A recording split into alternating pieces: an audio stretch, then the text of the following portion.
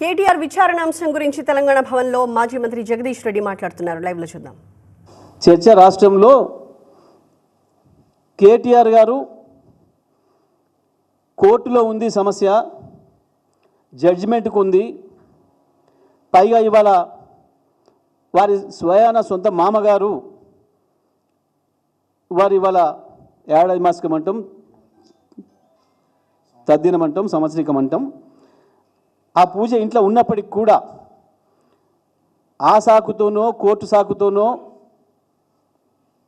పోకుండా ఉండే అవకాశం ఉన్నా,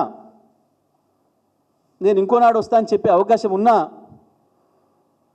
ఒక బాధ్యత గల నాయకుడిగా, చట్టం పట్ల రాజ్యాంగం పట్ల గౌరవం ఉన్న పౌరుడిగా స్వయంగా హాజరైనరు.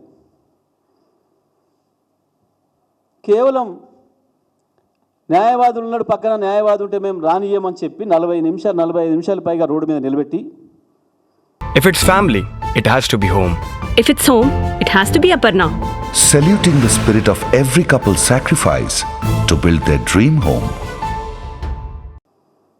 విచారణ అధికారే బయటకు వచ్చి మీరు ఏమి వదలుచుకుంటో ఇవ్వండి సార్ అని చెప్పి వారు రాతపూర్వకంగా తీసుకుపోయిన కాగితం తీసుకొని సంతకం పెట్టి మీరు వండి సార్ అని చెప్పి పంపించి, ఇది ప్రపంచం అంతా చూసింది.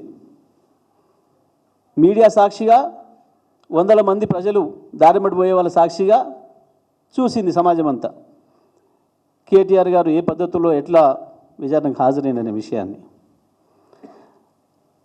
ఆ మిగతా డ్రామా కుదరలేదు ఇవాళ. అది కూడా మేము జాగ్రత్త తీసుకొని మా మాజీ శాసనసభ్యుడు పట్నం నరేందర్ రెడ్డి విషయంలో ఏదైతే పోలీసులు చట్ట ప్రకారం విధి నిర్వహణ చేయకుండా రేవంత్ రెడ్డి చెప్పిన పద్ధతుల్లో పనిచేసి దుర్మార్గంగా ఆయన చెప్పని విషయాలు చెప్పినట్లుగా అబద్ధాలు రాసి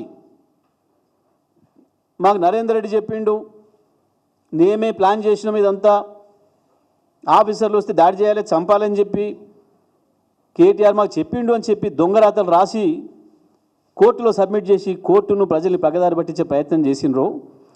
ఇవాళ మళ్ళీ అది జరగకుండా ఉండాలి అని చెప్పి స్వయంగా తను చెప్పదలుచుకున్న విషయాన్ని రాసి సంతకం పెట్టి తీసుకొని పోయినరు.